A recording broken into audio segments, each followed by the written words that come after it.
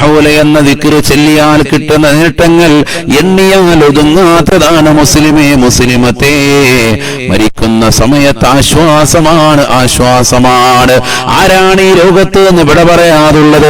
ഏത് സമയത്തും എപ്പോഴും എവിടെ വെച്ചും നമുക്ക് മരണം വരിക്കാൻ സാധ്യതയുള്ളതാ. ആ സമയത്ത് മംഗളം പാടുന്നതാണ് മലക്കുകൾ, സന്തോഷത്തിന്റെ വർത്തമാനം നൽകുന്നതാണ്, ആഖിറത്തിലേക്കുള്ള നീക്കിപ്പോക്കാണ്. മാത്രമല്ല നിഅമത്ത് നീങ്ങാതെ എപ്പോഴും കാക്കുന്നതാ.